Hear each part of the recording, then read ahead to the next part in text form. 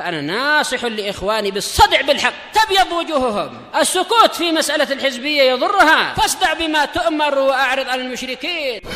سلامي على دماج ورجالها والشيخ يحيى ودار العلم يا سعد بانيها.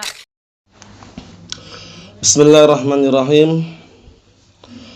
الحمد لله الذي أرسل رسوله بالهدى ودين الحق ليظهره على الدين كله وكفى بالله الشهيدا.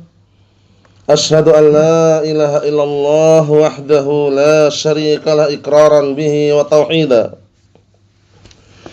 وأشهد أن محمدا عبده ورسوله صلى الله عليه وعلى آله وسلم تسليما مزيدا لا نبي بعده.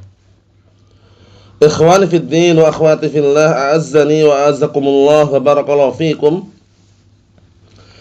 Kita lanjutkan bacaan berikutnya terhadap kitab Mukhtasar Riyadhus Shalihin, ringkasan kitab Riyadhus Shalihin. Halaman yang ke-18, bab al-iqtisad fit ta'ah. Bab yang membahas tentang dalil-dalil yang menganjurkan untuk tidak berlebihan dalam melakukan ketaatan. Maksudnya bagaimana? Maksudnya berlebihan dalam beragama pun dilarang oleh syariat. Paham ya? Maksudnya berlebihan itu melebihi kadar kemampuan yang dia miliki. Terlalu membebankan diri, itu enggak boleh dalam syariat. Makanya nadar saja. Nadar itu pada asalnya kalau belum dia ucapkan, belum dia nadarkan, itu asalnya enggak usah nadar. Itu nadar yang muqabil, nadar yang pengennya imbal balik. Itu secara tidak langsung menunjukkan apa? Kepelitan dia dalam beramal. Dia pelit sebenarnya karena minta imbal balik. Aku bernadar, nanti kalau seandainya tahun ini bisa umrah, aku akan nyembelih sapi kemudian dibagikan satu kampung. Berarti kalau nggak bisa umrah, nggak nyembelih sapi. Jadi kata para ulama, nadar yang muqabil seperti ini, memang kalau sudah terlanjur bernadar dia harus tunaikan. Tapi mengikat nadar ini di awal permulaan yang muqabil seperti ini, asal dihindarikan, hukumnya makruh. Maksudnya bagaimana? Bisa umrah atau nggak bisa umrah, sedekah aja. Ngapain nunggu umrah? Jadi pahami seperti itu. Makanya nadar ini tujuannya kenapa para ulama sampai makruh kan? Karena dia mengharuskan suatu perkara yang tidak diharuskan oleh syariat. Apakah dia wajib sedekah? Tidak wajib. Apakah dia wajib menyembelih sapi? Tidak juga. Namanya? Nah, dia terlalu membebankan dirinya dengan perkara yang dia tidak mampu ya aslinya. Paham? Terus bagaimana? Yang paling terbaik sedekah aja. Tidak perlu pakai nadar. Tapi kalau sudah terlanjur bernadar, kalau nadar kebaikan, ketaatan harus dia tunaikan. Paham? Nah. Intinya barakallahu fik, agama ini dibangun di atas la ifrat wala tafrit, tidak berlebihan, tidak pula meremehkan. Sebagaimana perkataan Allah Subhanahu wa taala dalam Al-Qur'an Karim, wa kadzalika ja'alnakum ummatan wasata. Dan demikianlah kami jadikan kalian umat pertengahan. Umat pertengahan itu umat yang adlan khiyara, umat yang pertengahan, yang adil dan juga pilihan. La ifrat wala tafrid, tidak berlebihan dalam beragama, tidak pula meremehkan. Paham? Semuanya ada aturannya, ada syariatnya. Fa'ati likulli dzi haqqin haqqahu. Berikanlah setiap yang memiliki hak itu haknya. Jangan melebihi dari itu. Kita mampunya taruhlah salat witir 1 rakaat ya lakukan. Mampunya kita salat tahajud 3 rakaat ya lakukan. Jangan membebankan diri sekali sholat langsung 11, besok lagi nggak sholat lagi, salah. Makanya nanti ada hadis yang sering antum dengarkan itu, bahwasanya amalan yang paling dicintai Allah Ta'ala itu amalan yang pelakunya konsisten walaupun sedikit. Jadi al-qalilud daim khairun minal katsiril munqati'. Sedikit tapi konsisten, continue, itu jauh lebih baik daripada banyak tapi terputus.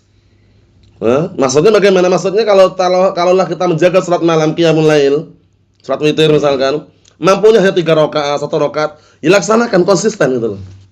Jangan langsung 11 rakaat misalkan, setelah itu enggak ke salat lagi, salah. Makanya waktu itu Rasulullah pernah menegur sahabat yang mulia Abdullah ibn Amr ibn As. Beliau berkata, "Ya Abdullah, la takun misfulan kana yaqumul lail fataraka qiyamal lail." Wahai Abdullah, kamu jangan seperti si fulan. Si fulan itu dulu salat malam qiyamul lail, sekarang meninggalkan salat malam. Kenapa sebabnya? Berlebihan di dalam pelaksanaan ketaatan. Jadi semuanya sesuai dengan kemampuan kita, jangan berlebihan dari kadar yang Allah telah berikan kepada kita berupa kemampuan. Fattaqullaha mastata'tum. Bertakwalah kalian kepada Allah semampu kalian. Sampai-sampai para ulama meletakkan dalam kitab Al-Qawaidul Fiqhiyah bab al-masyaqqah tadribut taysir. Perkara yang beratkan itu pasti mendatangkan apa? Kemudahan. Hukum asalnya kita sholat 5 waktu, sholat 5 waktu. Wajib enggak dengan berdiri hukum asalnya? Wajib dengan berdiri kan? Nah, tapi kalau tidak mampu berdiri, boleh dengan duduk. Kalau enggak mampu dengan duduk, boleh dengan berbaring. Kalau enggak mampu berbaring semampunya, bukan enggak sholat, tetap semampunya. Sampai benar-benar dia tidak bisa sama sekali, ya udah. Paham ya? Udah meninggal maksudnya, tinggal disolatkan. Bisa dipahami? Naam. Kita lihat lagi. Jadi bab ini bab membahas ikhtisar fit ta'ah, sederhana dalam ketaatan. Karena sederhana dalam ketaatan itu jauh lebih baik daripada bersungguh-sungguh di dalam kebid'ahan. Makanya sahabat yang mulia Abdullah ibn Mas'ud radhiyallahu anhu beliau mengatakan, al-iqtisadu bis sunnati khairun minal istihadi fil bid'ati. Sederhana dalam sunnah itu jauh lebih baik daripada bersungguh-sungguh dalam perkara bid'ah. Paham ya? Contohnya gini, dia bersungguh-sungguh mengucapkan kalimat tauhid, la ilaha illallah, la ilaha illallah. Paham ya? Tapi enggak ada tuntunannya misalkan. Dengan bilangan-bilangan tertentu. Di malam Jumat ini, malam Selasa ini, yang satunya nyabut bulu ketiak. Sunnah enggak menyabut bulu ketiak? Mana yang lebih baik contohnya? Yang mencabut bulu ketiak tadi, karena sunnah. Sederhana padahal, hanya mencabut bulu ketiak. Hanya mencukur kumis, ya kan? Tapi apa? Al-iqtisad bis sunnah khairun minal istihad fil bid'ah. Maksudnya sederhana dalam amalan sunnah jauh lebih baik daripada bersungguh-sungguh dalam amalan bid'ah. Yang tadi itu baca kalimat tauhid sampai geleng-geleng kepalanya ya, sungguh-sungguh sekali dia. Bersungguh-sungguh sampai keringatan lah, keluar keringatan, sampai nangis-nangis. Tapi yang satunya santai aja dia. Sambil ngopi, ngeteh tapi nyabut bulu ketiak. Sunnah atau bukan? Sunnah, nyabut bulu ketiak. Itu jauh lebih baik. Itu maksudnya. Jadi sederhana dalam sunnah itu jauh lebih baik daripada bersungguh-sungguh dalam kebid'ahan. Kita lihat, qala Allah Ta'ala berfirman, Taha ma anzalna 'alaikal Qur'ana tashqa. Taha, pendapat yang sahih bukan nama Rasul ya. Jangan sampai disamakan dengan sebagian orang mengatakan Taha Yasin nama Rasulullah. Salatullah salamullah ala Taha Rasulillah. Salatullah salamullah ala Yasin Habibillah. Yasin Taha nama Rasulullah, kata salah. Pendapat yang sahih, Taha Yasin itu huruf muqatta'ah, huruf yang terputus-putus dalam Al-Qur'an yang mengetahui maknanya hanya Allah Ta'ala. Paham? Jadi Taha Yasin bukan nama Rasulullah. Nama Rasulullah ma'ruf, jelas. Rasulullah namanya Ahmad, Muhammad, Al-Mahi, Al-Hashir, Al-Muqaffi. Semua ada dalilnya itu. Tapi Taha Yasin itu nama Rasulullah itu enggak ada dalilnya. Paham ya? Nah, kita artikan ya Taha. Ma anzalna 'alaikal Qur'ana tashqa. Tidaklah kami menurunkan Al-Qur'an kepadamu wahai Muhammad untuk apa? Menyusahkan atau memberatkanmu, tidak. Jadi Allah Ta'ala turunkan Al-Qur'an bukan untuk menyusahkan, memberatkan, membuat orang lain keberatan, bukan. Al-Qur'an diturunkan sebagai petunjuk, hudan lil muttaqin. Ya kan? Nah, Al-Qur'an petunjuk bagi orang-orang yang bertakwa. Paham? Al-Qur'an sebagai apa? Obat, syifa. Syifa'un ma fis sudur, obat yang ada yang mengobati apa? Dada-dada manusia. Para ulama menjelaskan itu obatnya itu tidak hanya berlaku yang maknawi sifatnya. Hissi juga bisa. Hissi dalam artian penyakit-penyakit yang kita rasakan. Mungkin kita demam, atau mungkin pusing kepalanya, kita ruqyah misalkan, itu obat juga. Paham? Kalau yang maknawi kan penyakit hati. Paham? Jadi penyakit hissi yang kira misalkan sakit kemudian kita ruqyah itu hissi. Sallallahu. Bisa dipahami insyaallah ya? Berarti menunjukkan bahwasanya Al-Qur'an itu benar-benar obat. Makanya kalau seandainya kita hati kita ditimpa dengan kegundah-gulanaan, tidak tenang, baca Al-Qur'an. Baca Al-Qur'an. Ini terbukti loh ya. Dalam artian antum baca Al-Qur'an, renungi maknanya, itu nanti hati kita tenang. Terobati yang selama ini mungkin rasanya sakit atau rasanya sempit misalkan, karena syifa, obat. Jadi obat tidak hanya obat dalam penyakit hati aja, penyakit luar hissi pun juga bisa. Al-Qur'an sebagai obat, ruqyah tadi. Bisa dipahami insyaallah ya? Naam. Makanya baca Al-Qur'an tuh yang udah bisa baca Al-Qur'an jangan ditinggalkan. Yang udah bisa baca Al-Qur'an jangan ditinggalkan. Yang belum bisa bagaimana yang belum bisa? Ya kalau bisa mampu semampunya.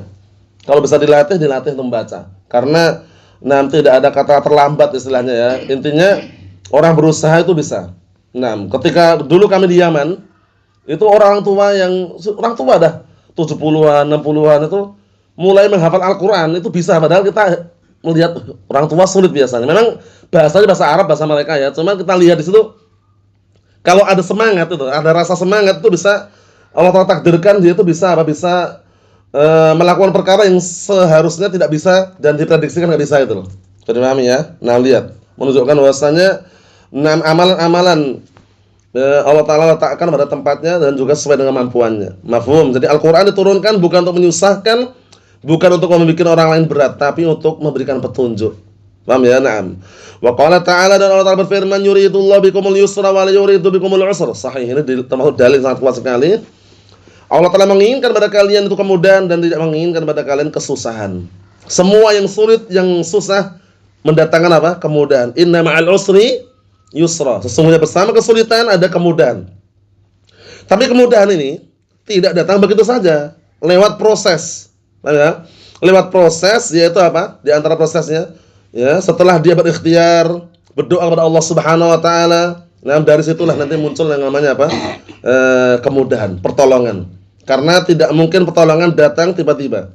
Pertolongan datang bersama ujian, diuji dulu. Makanya Al-Imam Ibnu Qayyim rahimahullah taala, beliau menyebutkan dalam kitab An-Nuniyah, wal haqqu mansurun wa mumtahanun fala ta'jab fa hadhihi sunnatur rahmani.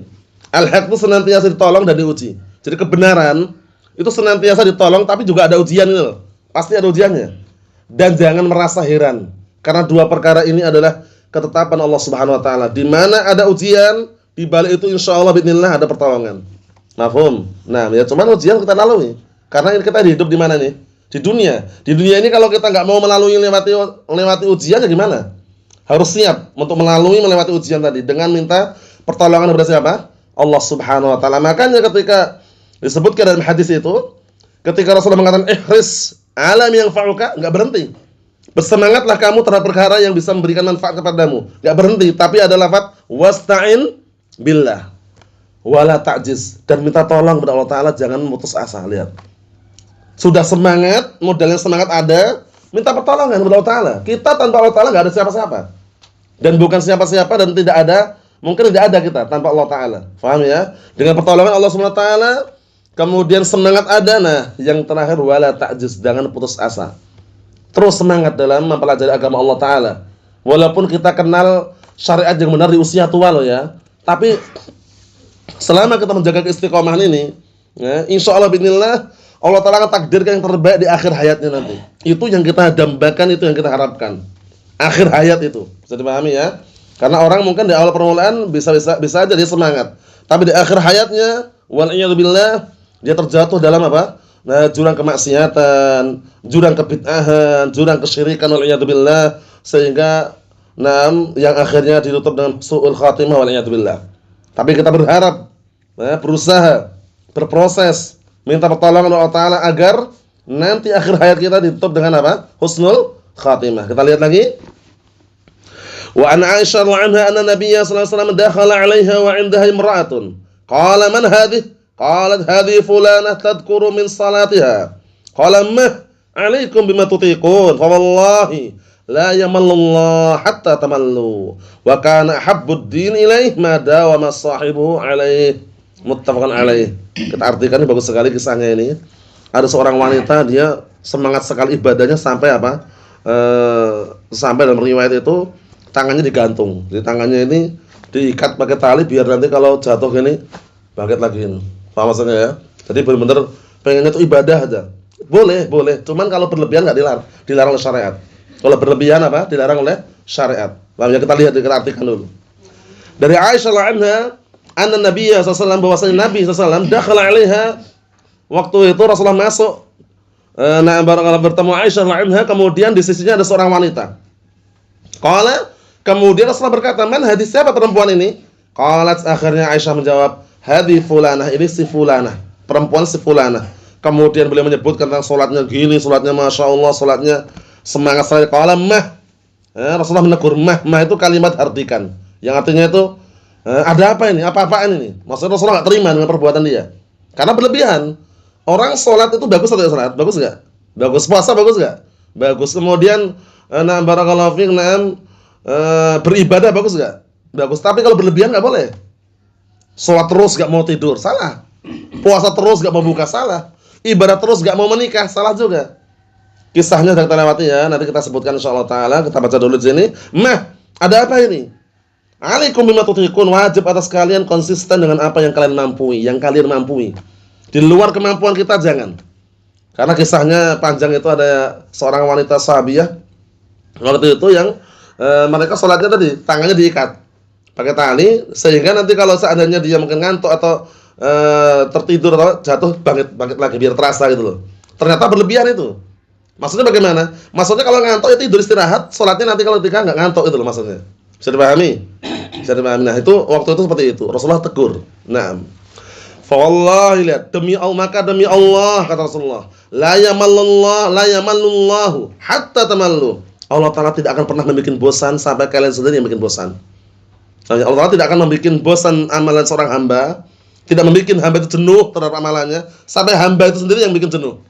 Paham ya? Terlalu berlebihan akan jenuh kan? Iya enggak? Terlalu berlebihan akan jenuh. Nah, akan jenuh, bosan. Wa kana habbud din ilaihi ma dawama sahibu alaihi. Yang mana dahulu agama yang paling dicintai Allah Ta'ala adalah apa? Adalah agama yang pelakunya konsisten di dalamnya. Sedikit gak masalah di konsisten. Salat malam, qiyamul lail. Jadi kalau dia paham syariat, ngakunya sunni salafi, sunniyah salafiyah, qiyamul lail ini ditegakkan. Salat malam. Jangan paham sunnah, paham syariat, salat malam malas. Paham ya? Salat 5 waktu wajib memang, tapi di sana ada amalan-amalan tambahan. Namanya an-nawafil, amalan-amalan ibadah yang sebenarnya sunnah. Qiyamul lail, salat malam, tegakkan. Tidak lama. Sepertiga malam terakhir yang paling afdal. Akhir malam sepertiga malam terakhir paling afdal. Jam 3 malam itulah kurang lebihnya. Paham ya? Itu paling afdal. Karena apa? Bertepatan dengan turunnya Allah Ta'ala kemana? Ke langit dunia. Sudah kami sebutkan berkali-kali ya, turunnya Allah Ta'ala ke langit dunia tidak dengan istilahnya kosongan, tapi memberikan 3 jaminan. Berdoa dikabulkan, meminta diberi, minta ampunan diampuni. Bayangkan, sepertiga malam terakhir. Yang belum segera, yang sudah lanjutkan, konsisten dalam amalan qiyamul lail diantaranya. Karena ini kaitannya amalan-amalan sunnah yang sifatnya luas. Tapi kita kenapa menekankan qiyamul lail?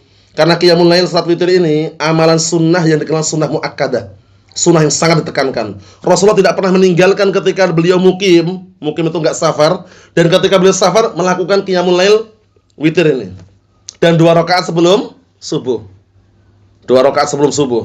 Ini 2 rakaat sebelum subuh ini keutamaannya tidak hanya para lelaki loh ya. Para wanita, para akhwat, para ummahat, para banat pun di rumah-rumah mereka ketika dengar adzan subuh dikumandangkan, segera bangun. Bahkan bangun sebelumnya, iya kan? Bangun sebelumnya qiyamul lail, salat malam, berdoa ya Rabb ya Allah. Seperti itu. Kemudian dibiasakan begitu adzan dikumandangkan adzan subuh bangun.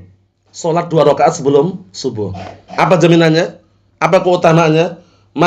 Apa keutamaannya?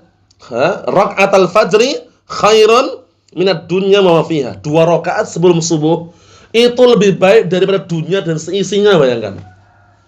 Kita kerja bertahun-tahun, puluhan tahun ini sudah mendapatkan dunia semuanya belum? Belum dapat. Bahkan dikasih usia 1000 tahun pun belum tentu dapat dunia semuanya.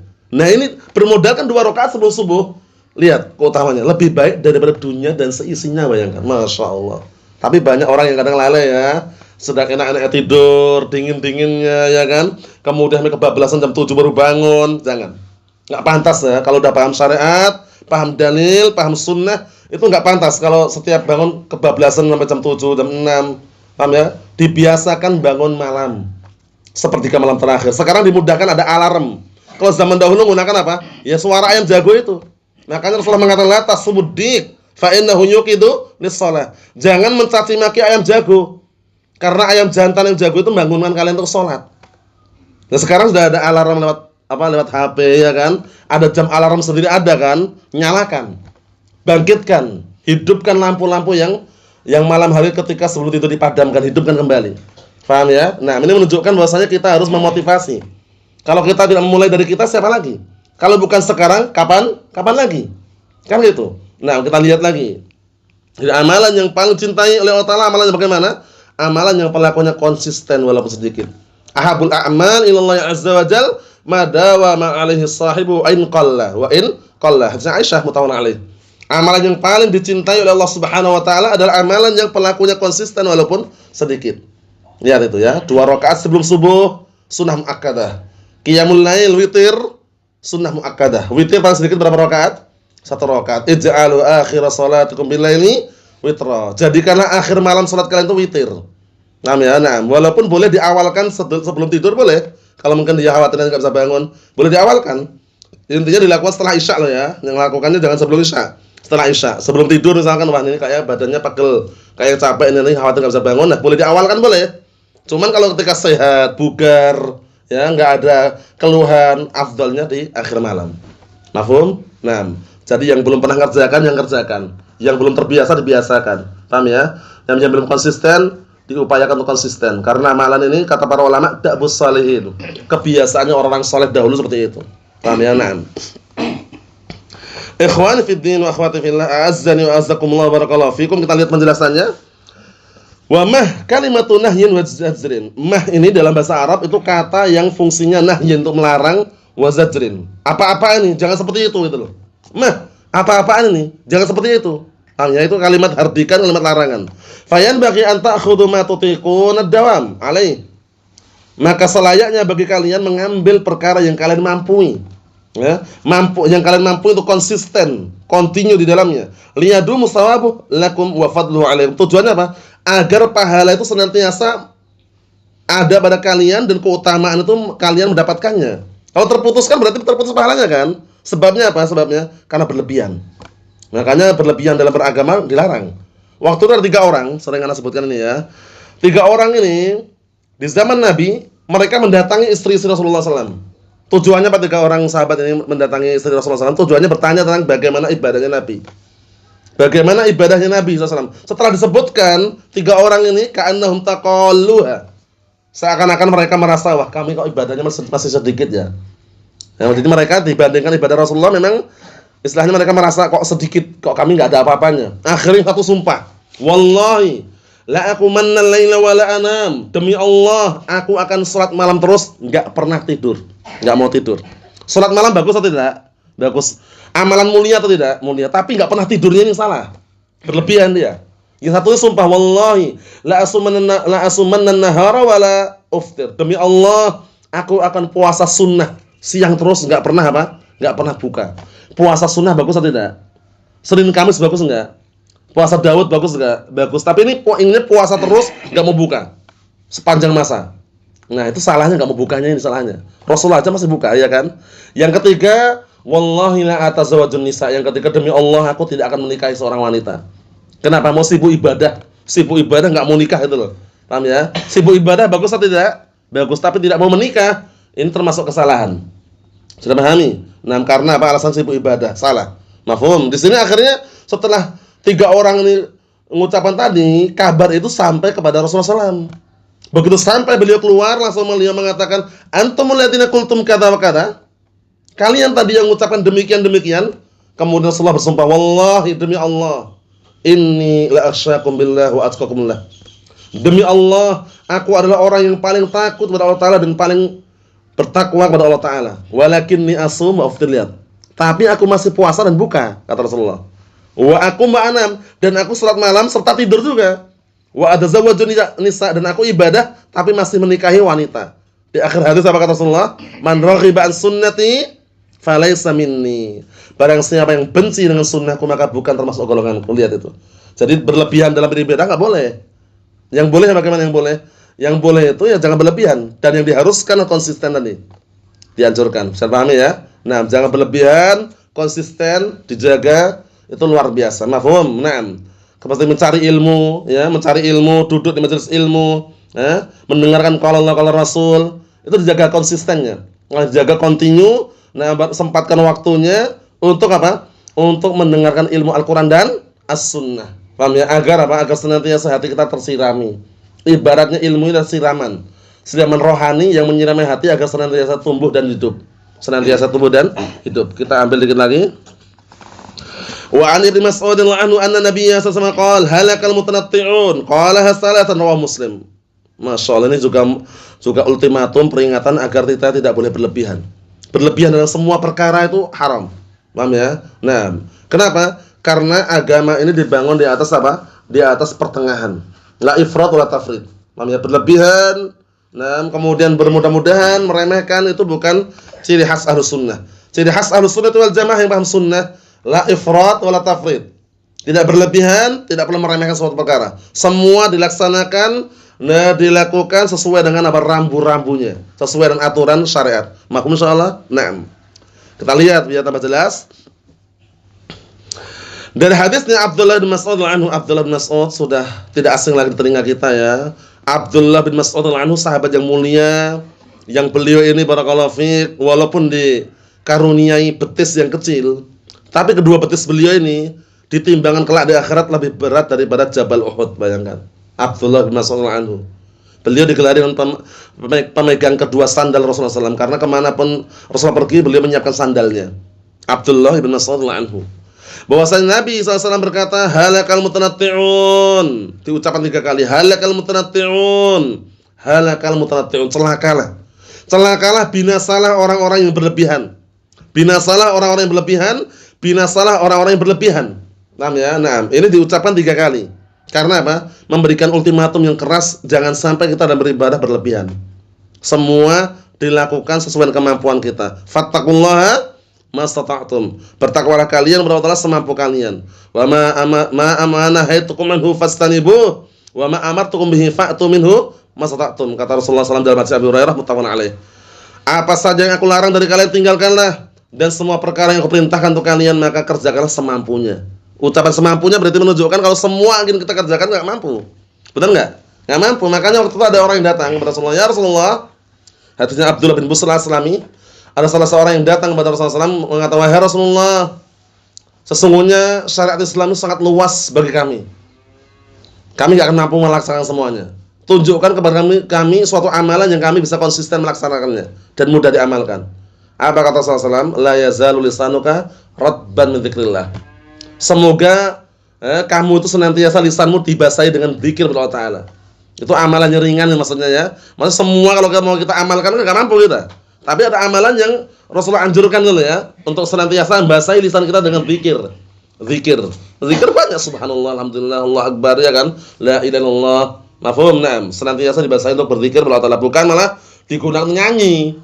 Ya, nyanyian, dangdutan, bukan zikir lagi. Paham ya? Nah, apalagi sekarang ini kan bertepatan dengan momen yang mereka tunggu-tunggu kan, hari kemerdekaan 17 Agustus 45. Kita menghormati jasa para pahlawan, benar? Jasa para pahlawan kita hormati atau tidak? Kita hormati.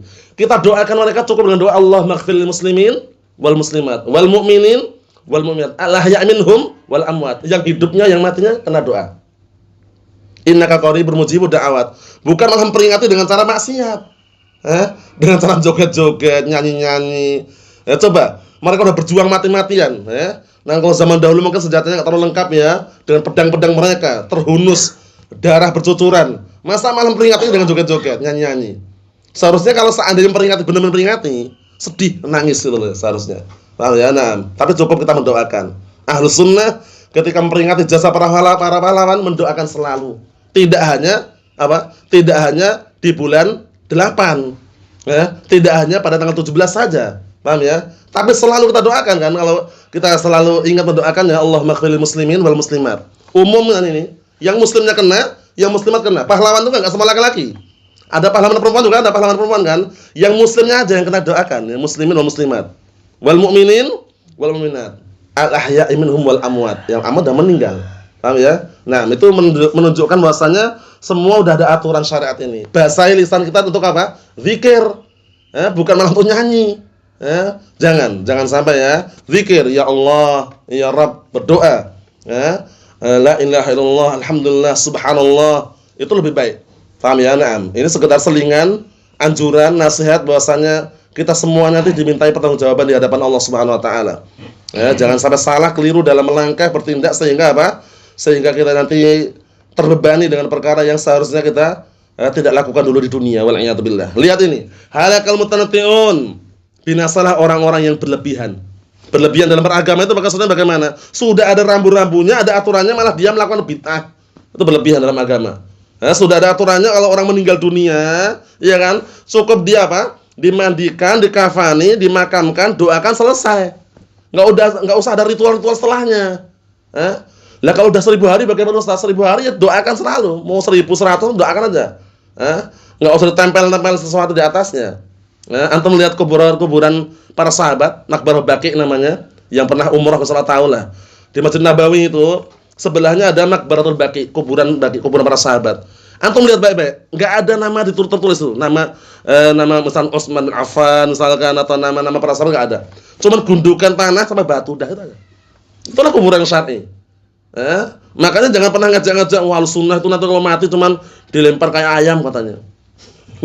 Allah musta'an. Biarkan ejekan-ejekan itu enggak usah enggak usah diambil hati, biarkan aja. Namanya ahlus sunnah itu yang paham syariat, itu kalau udah meninggal dunia ya dimandikan, dikafani, sholatkan, kebumikan, doakan, selesai. Simple, enggak usah berlebihan, ya kan? Karena agama ini kalau kita berlebihan kalah kita. Ya kan? Inna dina yusrun. Agama itu mudah, sudah ada syariatnya. Sebutkan dalam hadis Ali bin Abi Thalib, Rasulullah menegur Ali bin Abi Thalib, "Wala tada' qabran musyrifan illa sawaita." Dan kamu jangan meninggalkan kuburan yang meninggi kecuali kamu ratakan. Para ulama menjelaskan meratakan di sini kalau seandainya ditinggikan hanya sejengkal. Sejengkal aja kalau seandainya ditinggikan untuk tanda. Paham ya? Gundukan tanah atau mungkin batu. Di kapur bagaimana? Larangan ada dalam syariat. Dikasih nama dilarang oleh syariat juga. Terus bagaimana? Itu tadi simpel aja. Paham ya? Kita nandain selalu ini kuburannya misalkan keluarga kita atau semisalnya, ini kita kembali ke syariat. Paham ya? Kalau kembali ke syariat seperti itu. Mafhum? Semuanya simpel, serba simpel, tidak berlebihan. Terus bagaimana sudah terlanjur? Sudah terlanjur kalau seandainya enggak memungkinkan lagi untuk dikondisikan, kita cukup doakan. Ya, semoga dirahmati Allah Subhanahu wa taala seperti itu. Mafhum? Nah, yang jelas barakallahu fiik, syariat ini kita hanya bicara seputar syariat ini, enggak neko-neko. Enggak neko-neko, enggak berlebihan, kemudian tidak membebankan suatu perkara yang tidak bebankan. Harus mengeluarkan dana 7 hari setelahnya. Mengeluarkan dana mboten Pak Tar? Mengeluarkan dana apa mboten? Mengeluarkan dana biasanya kan, mengeluarkan dana untuk acara-acara setelah orang meninggal, nanti ruhnya itu masih balik ke rumah lagi setelah Jumat Kliwon katanya. Kata siapa? Allah musta'an, enggak ada itu istilah. Doakan aja, doakan. Mafhum? Ini sekedar selingan. Agama ini kalau kita berlebih-lebihan itu tetap terkalahkan. Sudah ada rambu-rambunya, ibaratnya rambu-rambu itu kalau udah merah apa merah? Berhenti. Hijau jalan, kuning persiapan, iya kan? Rambu-rambu itu kalau merah, sudah ada rambu merah, dilarang, haram. Kok dia terjang, nanti akan terjadi apa? Tabrakan. Paham ya? Tapi kalau hijau jalan, ini diperbolehkan jalan. Kalau kuning hati-hati. Hati-hati ini bagaimana nih kejelasannya? Kuning setelah kuning merah atau setelah kuning hijau itu loh. Kok setelah kuning hijau jalan, kok setelah kuning kok merah berhenti. Jadi pahami ya? Nah, seperti itu. Ini sekedar selingan di sini. Wa illa pembahasan masih panjang ini, masih ada beberapa hadis lagi. Yang kesemuanya al-mutanatti'un maknanya adalah al-muta'ammikun, al-mutasyaddidun fi ghairi mawdi'il tasyaddid. Yaitu orang-orang yang berdalam-dalaman dalam beragama, ekstrim dalam beragama, ghulu dalam beragama yang bukan pada tempatnya. Berarti nanti ada tempat-tempat yang kita diperbolehkan untuk tegas. Tegas itu enggak harus keras loh ya. Berdakwah dengan kekerasan itu bukan dakwah Islam.